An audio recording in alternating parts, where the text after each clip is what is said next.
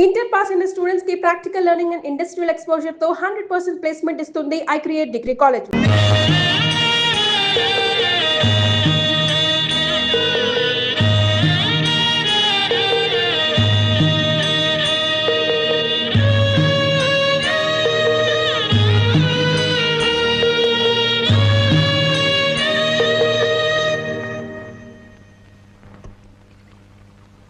ఏమిటి జనక అలా ఉన్నావు? నాకేమండి, బానే ఉన్నాను.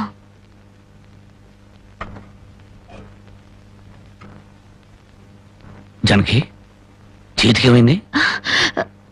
అబ్బే ఏం లేదు, ఏదో గీసుకుంది. ఎందుకమ్మా అబద్ధం చెప్తావు? నిజం చెప్పు.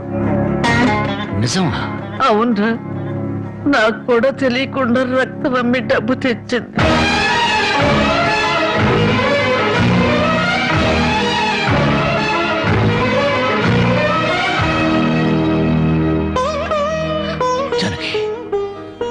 నువ్వు రక్తం అమ్మావా?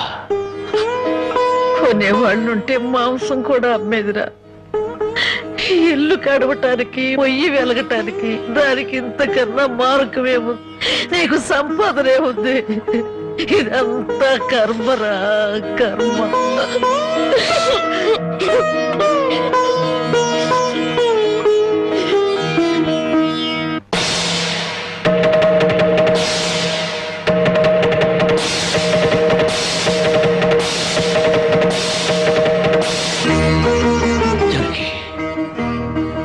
కన్న తల్లి రక్తం పంచి ప్రాణం పోస్తుందంటారు. నువ్వు నీ రక్తం ఆమె నా ఆకలి తీర్చాలనుకుంటున్నా. మా అమ్మాయి ఎలా ఉంటుందో చూడలేదు, కానీ నీలాగే ఉంటుందని అర్థమైపోయింది. జనకి, ఈ రోజు నుంచి నిజాయితీగా సంపాదిస్తాను. మిమ్మల్ని అందరినీ పోషించుకుంటాను.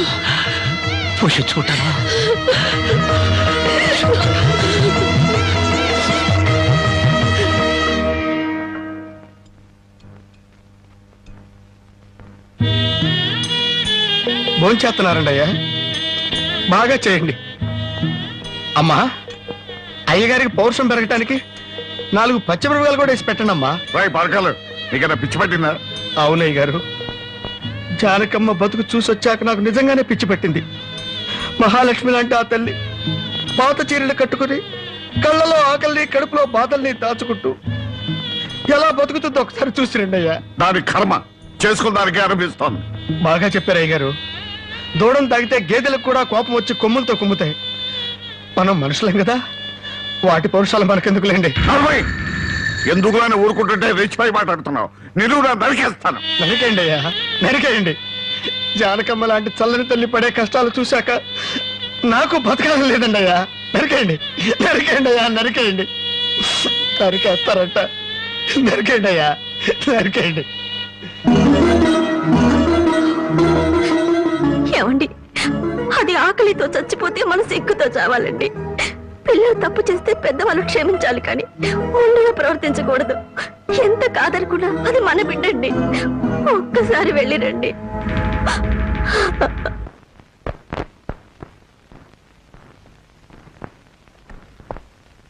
అమ్మా, ఇది ఇక్కడ తగ్గే జబ్బు కాదు. త్వరగా పట్నం తీసుకెళ్లి చూపించండి. అప్పటి వరకు ఈ మందులు వాడండి.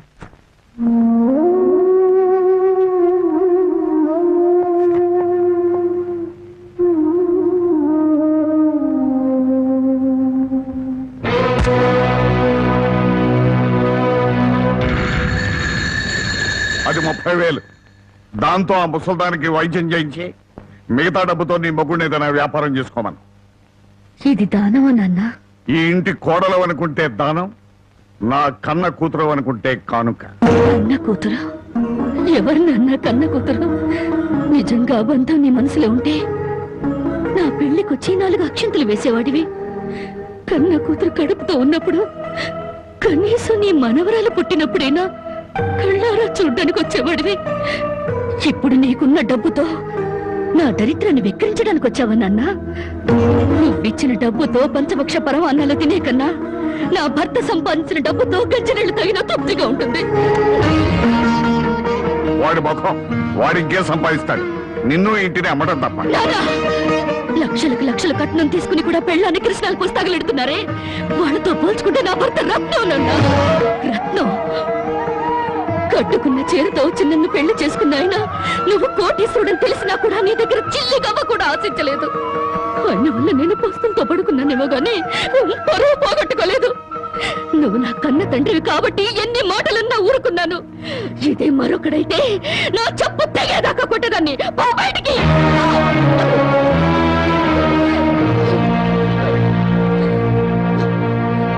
సింహంలో బ్రతుకు నువ్వు ఉద్యోగంలో చేరి గాడి చాకరీ చేస్తావా? అవును సార్, మా ఇల్లు గడవడమే చాలా కష్టంగా ఉంది. దయచేసి నాకు ఏదైనా పని ఇప్పించండి సార్. వద్దులే బాబు, నిన్న నా దగ్గర ఉద్యోగంలో పెట్టుకుంటే నా ఫ్యాక్టరీ నీ ప్యాకాట్ క్లబ్ గా చేస్తావు. నమస్కారం బాబు. ఏంటే ఇంట్లో గడవడం చాలా కష్టంగా ఉంది. ఏదైనా పని ఇప్పిస్తే చేసుకుంటాను సార్. చేసుకున్న పెళ్ళాన్ని చూసి మురిసిపోవడానికి ప్యాకాటానికి నీకు టైం సరిపోవడం లేదు. నువ్వేం పని చేస్తావా? వెళ్ళా కానీ రా. నీ జీవితంలో నువ్వు ఏం పని చేసావో నీకు పని ఏమంటావు? మీరు ఏ పని ఇచ్చినా చేస్తాను సార్. చూడు బాబు, పని చేయటం అంటే ప్యాకాటం కాదు. అవన్నీ నీకు పడవగాని వెళ్ళు వెళ్ళు.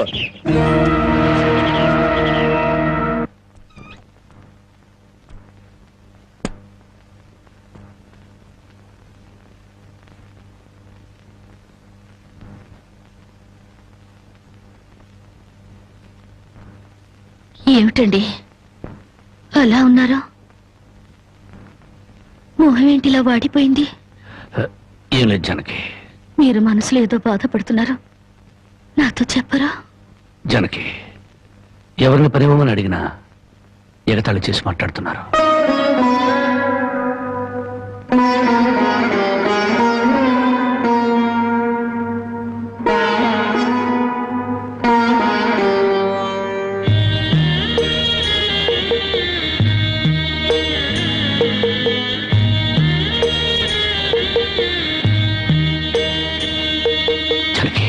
రాజా అలా తలెత్తుకుని తిరిగిన నా భర్త ఎవరి దగ్గర చేతులు కట్టుకుని నిలబడకూడదు. అందుకని తల్లి పుట్టమ్మంటావా? అవునండి, మీరు వ్యాపారం చేస్తూ దర్జాగా మా నాన్న ఎదుట, ఊళ్ళో వాళ్ళెదుట తలెత్తుకు తిరగాలి. అందుకే మంగళసూత్రం మంగళప్రదంగా మనకు సహాయపడాలి.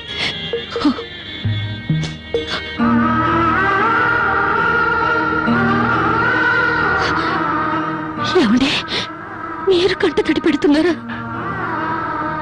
కాదు జానకి, కట్టుకున్న దాని పాదాల మీద కన్నీళ్లు పూల్చలుతున్నాను.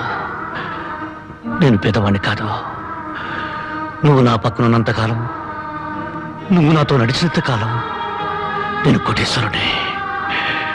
దేవుళ్లకు భార్యలుగా దేవతలు దొరుకుతారంటారు, కానీ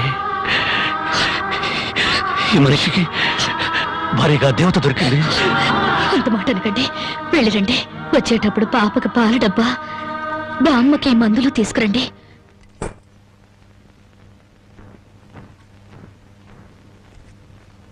అల్లుడు అల్లుడు అల్లుడు అల్లుడు, నీకు సంగతి తెలుసా?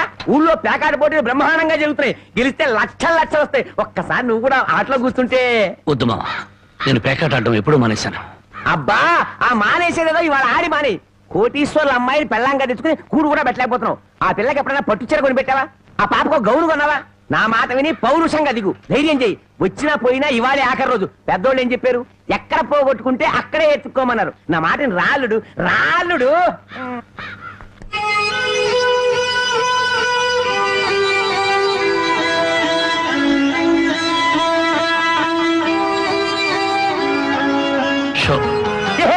నేను చెప్పలేదు రాళ్ళుడు, ఇవాళ గెలుపు నీదే.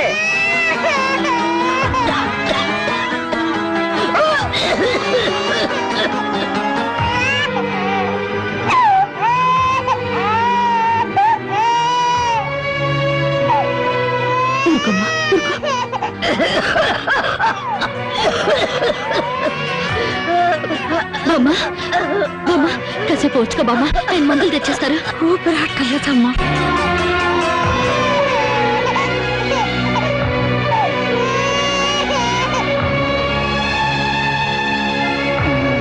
Show show show show.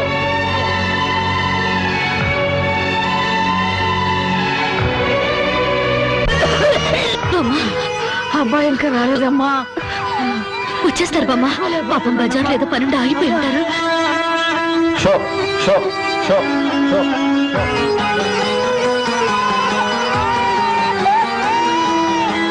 Show show show show.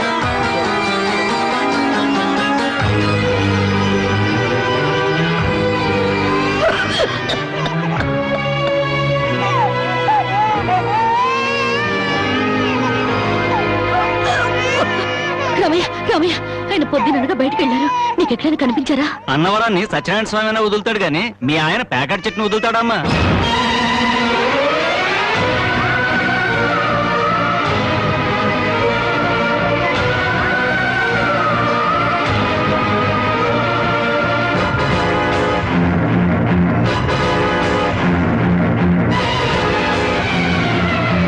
Show show show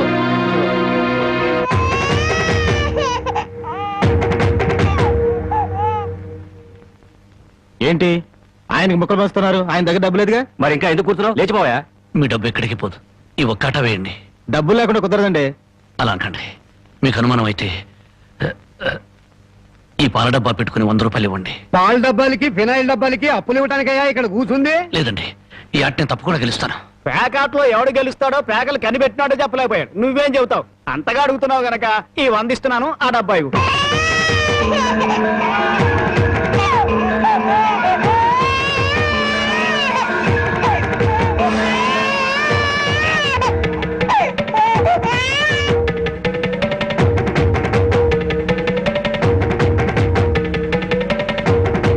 show show show ప్యాకాడ కోసం పాల డబ్బాలు కూడా తాకడ పెట్టాడు పాపం. ఇంకేముందని పెడతాడు? ఇదిగో బాబు,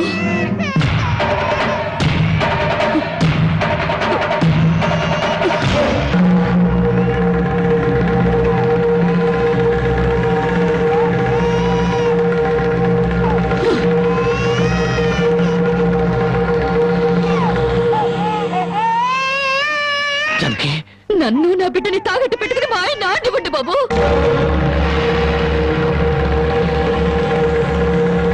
జానకి, నువ్వు ఇక్కడికి ఎందుకు వచ్చావు? భారీగా మీరు ఆడే ఆటం చూసి ఆనందపడదామని వచ్చాను. పసిబిడ్డ ఆకలిని బామ ఆరోగ్యాన్ని త్యాగం చేసి మీరు ఆడే ఆటం చూసి గర్వపడదామని వచ్చాను. జానకి, నన్ను క్షమించు. జానకి, నన్ను క్షమించు. లేదండి, భారీగా నా ధర్మాన్ని నిలబెట్టుకున్నాను. భారతంలో ధర్మరాజు జూదంలో తన భార్యని పణంగా పెట్టిన భారతీయ సాంప్రదాయానికి నా మొగుడు వారసుడైనందుకు ఉండిపోతున్నాను. ఇప్పుడు నాతో పాటు నా బిడ్డని ఈ జూదంలో పెట్టి పాత పురాణానికి కొత్త అక్షరాలు చేరుస్తున్నాను. జానకి, నేను చేసిన తప్పే. సుఖాల్లో బ్రతికి నా ఇంట్లో కష్టాలు పడుతున్నా నీ కన్నీళ్లు తుడవాలని ఆడాను. మనిషిగా నీ ముందు ఓడిపోయాను. భార్యని ఆదరించడానికి ఇంతకన్నా మార్గం లేదా? జానకి,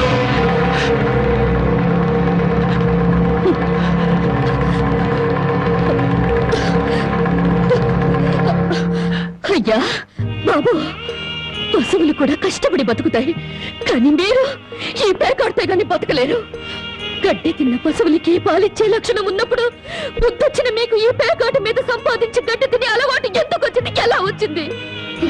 భారతంలో 105 జూదం ఆడితే ఈ భారతదేశంలో పేట పేటకి భారత జూదం నడిపి మీ సంసారాలు ఎందుకు పాడు చేసుకుంటున్నారు? మీరు 3 ముక్కల ఆట ఆడే ముందు మీరు 3 ముళ్ళు వేసిన మీ ఇంటి ఆడదానికి కాస్త విషం ఇచ్చి చంపొచ్చి ఆడుకోండి అయ్యా, ఆడుకోండి. జానకి, జానకి, జానకి, నా మాట విను, జానకి. జానకి,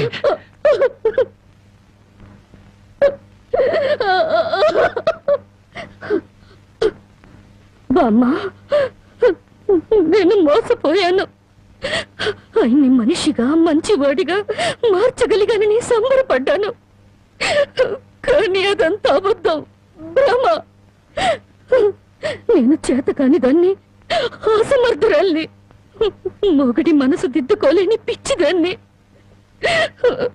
నన్ను క్షమించు బామ్మ, ఇక నేనేమి పట్టించుకోను. నీ మనవరాల్ని మనవణ్ణి బాగు చేసుకుంటావో పాడు చేసుకుంటావో నీ ఇష్టం.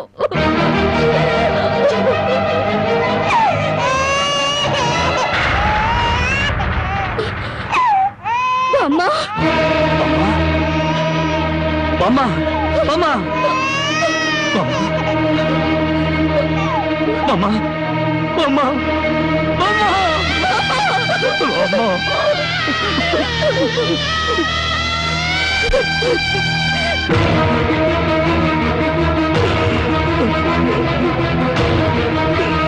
ఎందుకండి ఏడుస్తారు? ఆవిడ చచ్చిపోయిందని సంతోషించండి.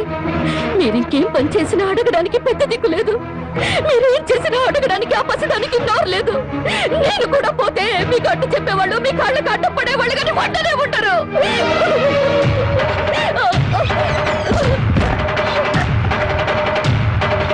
జనకి జనకి జనకి జనకి జనకి జనకి జనకి జనకి జనకి జనకి నా మాట జనకి జనకి అంతగా ఇచ్చం చేసుకోవద్దు. గుడ్డి బిడ్డగా ఉన్నప్పుడే నా కన్న తల్లి కన్ను మూసింది. నా తండ్రి దూరం అయ్యాడు. గుడ్డల మీద పెట్టి పెద్ద చేసిన బామ్మ కూడా చచ్చిపోయింది. ఆఖరికి ప్రాణానికి ప్రాణంగా చూసుకునే నువ్వు నాకు దూరం అయ్యి నన్ను ఒంటరి వాడిని చేయొద్దు. జనకి నువ్వు లేకుండా బ్రతకలేదు. జనకి నన్ను దిక్కులేని వాడిని జనకి జనకి జనకి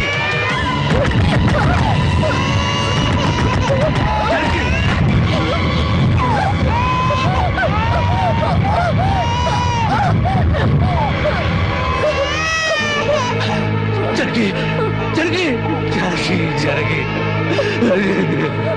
అమ్మా జనకి ఈ జనకి ఎంత పని చేశావు జనకి జనకి నువ్వు లేకుండా నేను ఒక క్షణం కూడా బ్రతకను జనకి మనతో లేకుండా మన బిడ్డగత ఏమవుతుంది జనకి జనకి జనకి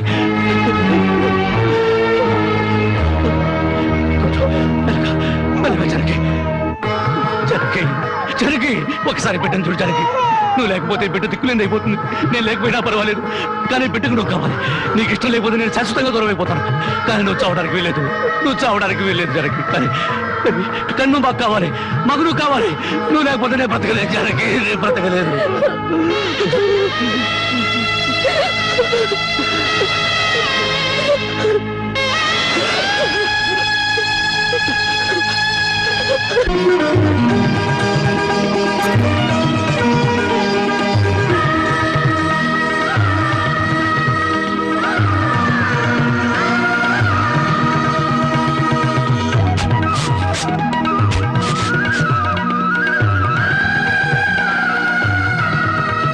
జనకి జనకి ఎక్కడవండి ఇవన్నీ? ఎక్కడేంటి కష్టపడి పనిచేసి తీసుకొచ్చాను. బాగుంటే ఎంత సంతోషించదా. అవును ఇంతకాలం ఎవరూ మార్చలేని మూర్ఖుణ్ణి నువ్వు మార్చినందుకు చాలా సంతోషించేది. ఇదిగో నా మొగుడిని మూర్ఖుడంటే నాకు చెడ్డ కోపం వస్తుంది. కోపం వస్తే ఏం చేస్తావు? ఇలా వాటేసుకుంటావు అంతేగా.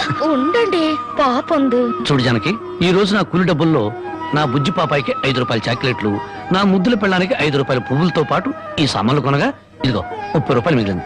అబ్బా ఈ లెక్కలన్నీ నాకు చెప్పాలా? మరి నా సంపద నా ముద్దుల పెళ్ళానికి కాకుండా పక్కింటోడి పెళ్ళానికి చెప్పమంటావా?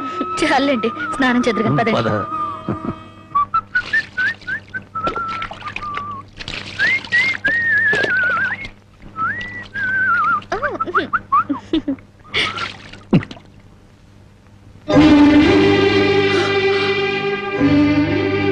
ఏంటండి ఇలా కవిలిపోయింది? ఏలే జనకి కొత్తగా మూటలు మోయడం కదా 4 రోజులు పోతే అదే సర్దుకుంటుంది. నువ్వు సోపు రుద్దు. ఇప్పుడు రాజకుమారులా ఉంటే మీరు నా కోసం కూలి వాళ్ళ మూటలు మోస్తున్నారు. జనకి మహారాణిలా ఉండే నువ్వు నా కోసం వస్త్రం లేదు. దాని ముందు ఇదంతా మనం తలెత్తుకుని బ్రతకడం కోసం తలదించుకుని మూటలు మోయడంలో తప్పులేదు జనకి.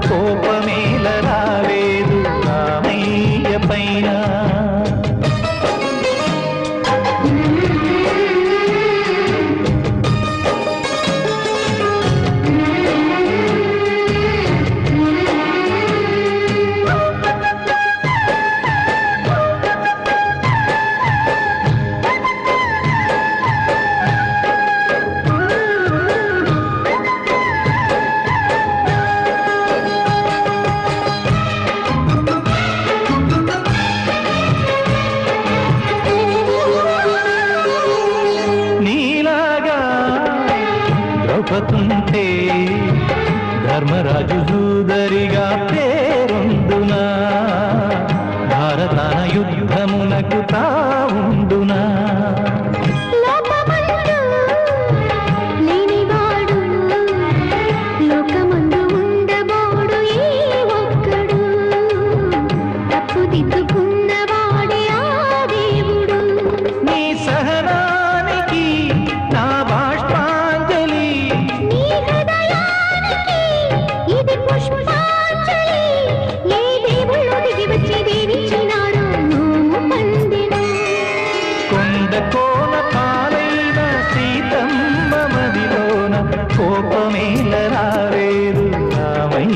పైన రాయల్లే ఉన్నా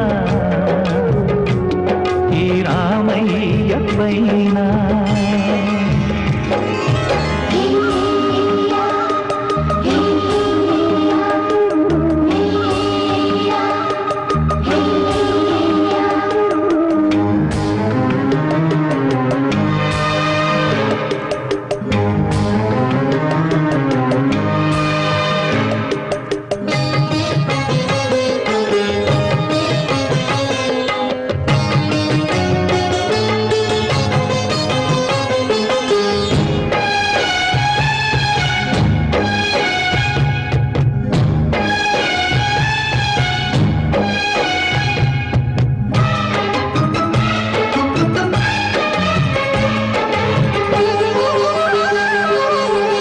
కన్ను కాచే రెప్పనీవే ఆకలైన వేళ అమ్మలా దింపువే కన్ను చెమ్మగిల్లు వేళ చెల్లెమ్మవే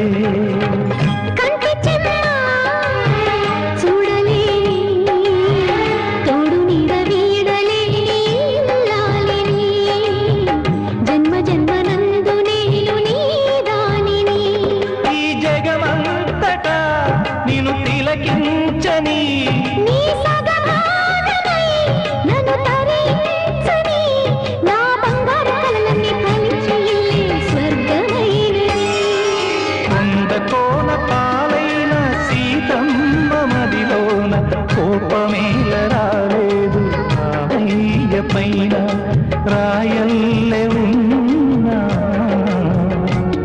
ఈ రామయ్య పైన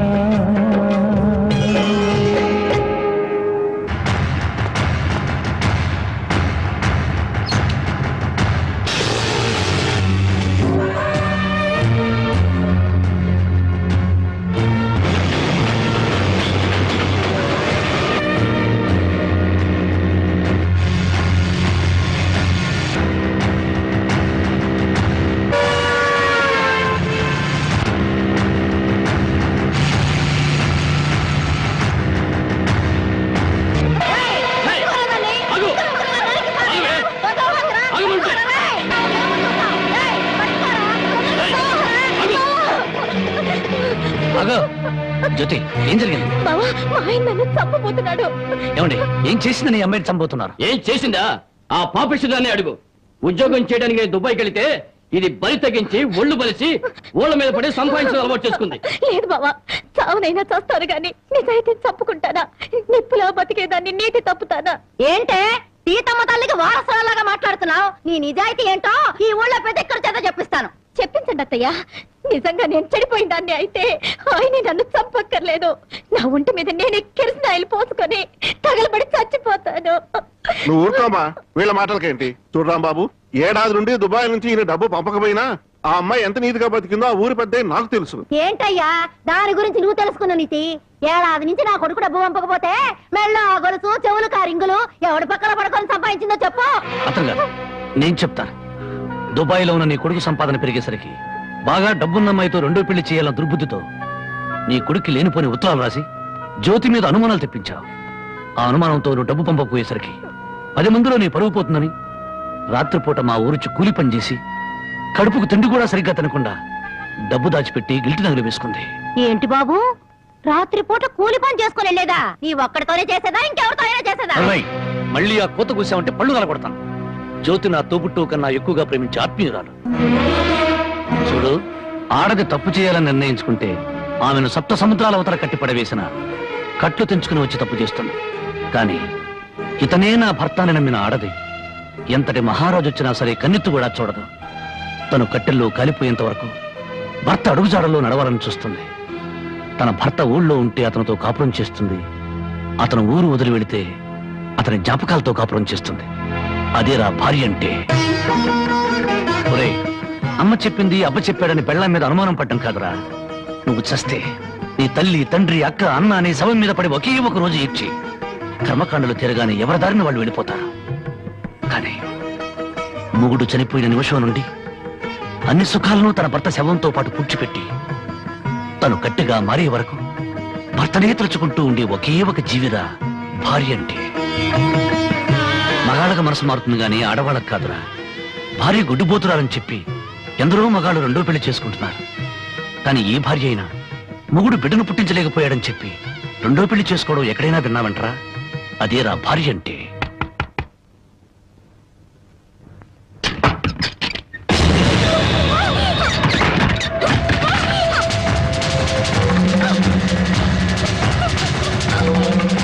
అంతెందుకు, నా సంగతి తీసుకో.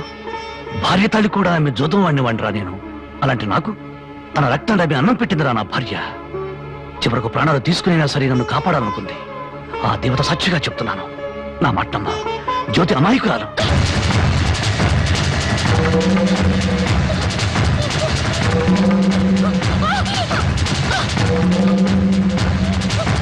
నన్ను క్షమించండి.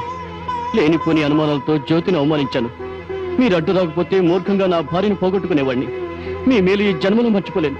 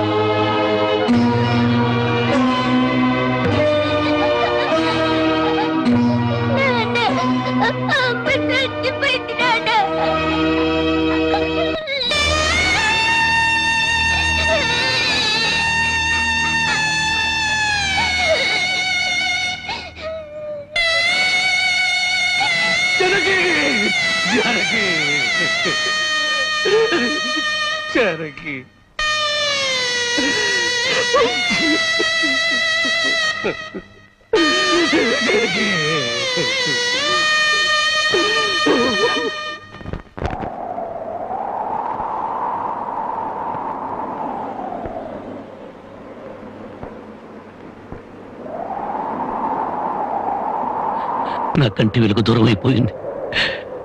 నా కష్టాల్లో, సుఖాల్లో, బాధల్లో, బాధ్యతల్లో నాకు తోడుగా నిలబడి నన్ను మనిషిగా నిలబెట్టిన దేవత అందరంతా ఎత్తుకెదిగిపోయింది. అందుకోలేనంత దూరం చేరుకుంది. ఆమె చివరి మాటకు, చివరి చూపు కూడా నోచుకోలేని దురదృష్టవంతుడయ్యాను. ఇప్పుడు చెప్పు, గృహలక్ష్మిలా నా గడపలో అడుగుపెట్టిన నా ప్రాణ ఇల్లాల్ని నేను చంపుకుంటానా? నా జీవితంలో చీకటిని చంపి వెలుగును పంచిన నా ప్రాణదీపాన్ని నేనే అర్పేసుకుంటానా? మీ నాన్న కోట్ల ఆస్తి ఆశ చూపించరా? నా భర్తే నా దైవం, నా భర్తే నా ప్రాణమును నన్నే అంటి పెట్టుకుని నేను పోసే గంజి నీళ్లే పంచపక్ష ప్రమాణాలుగా భావించిన మీ అక్కను నేను చంపుకుంటానా? మరి మా నాన్న అలా చెప్పాడే. మీ నాన్న పసుపు పారాణతో కూతుర్ని అత్తవారింటికి పంపించాల్సిన మీ నాన్న పాడి మీద పడుకోబెట్టిన కూతురి శవాన్ని చూడడానికి కూడా రాలేదు. పట్టుదల పంతాలతో కూతుర్ని సాధించాలనుకున్నాడే గాని కట్టుకున్న వాడి చేత కురవి పెట్టించుకుని తన ప్రేమను నిరూపించుకున్న సగటు ఇల్లాలి పౌరుషాన్ని మర్చిపోయిన దుర్మార్గుడి మీ నాన్న.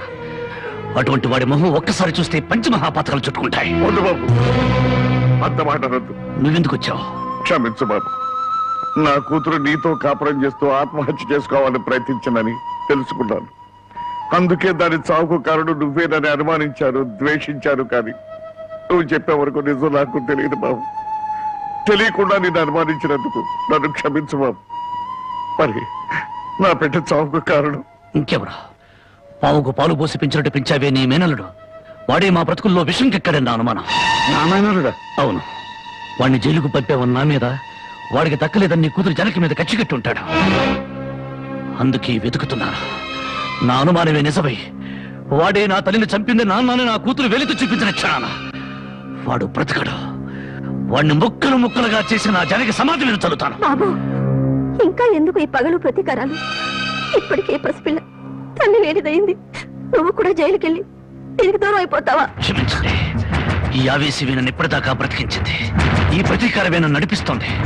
నా జానకిని బలిగున్న ఆ దుర్మార్గుడు చావు కళ్ళారా చూసేదాకా ఈ నడక ఆగదు. ఏమిట్లా నువ్వు చెప్పేది? మామాలుడు ఇద్దరు ఒకటైపోయారన్నమాట. ఇప్పటికే ఆలస్యం అయిపోయింది. రేపు మన ఊళ్ళో జరగబోయే జాతరలో ఆ రాంబాబు గారు నా కోసం తప్పకుండా వెతుకుతాడు. అక్కడ జాతరలోని అమ్మోరికి బలిచ్చేది మేకల్ని, పోతుల్ని కాదు, ఆ రాంబాబు గాడిని, వాడి కూతుర్ని.